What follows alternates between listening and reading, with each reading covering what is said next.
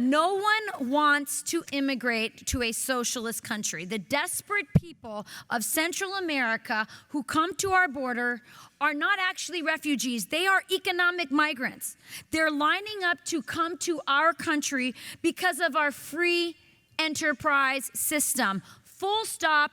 End of story. They come here for capitalism. They are fleeing socialism. They are fleeing dysfunctional, corrupt, crony governments. That's it. Not climate change.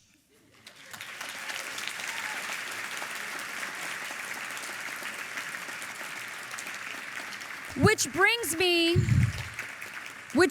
to the situation in Venezuela, which is dire and getting worse every day. It is purely ironic that AOC, a Latina, is the leader of America's socialist movement, because no one knows better than Hispanics that these ideas do not work. The human heart desires freedom, and that includes economic freedom. Hispanics leave places like El Salvador and Mexico, where connections to government and power are rewarded instead of ingenuity and hard work. Places where dictators promise utopia, but have turned their countries into living hell. Not long ago, Venezuela was the richest country in Latin America. It was considered the jewel of Latin America. Today, it is the poorest. And by the way, Chavez fans, the Hollywood boys who were cheering him on, they've never had to apologize to the Venezuelan people either.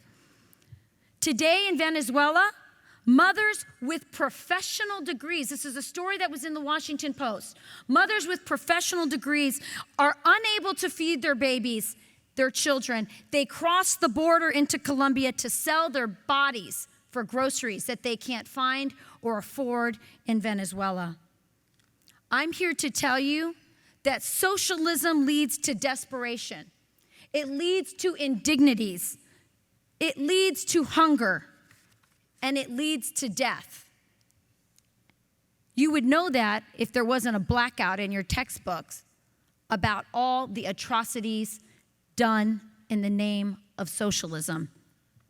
That is the story of socialism, and that is the battle we are in right now. It is your job.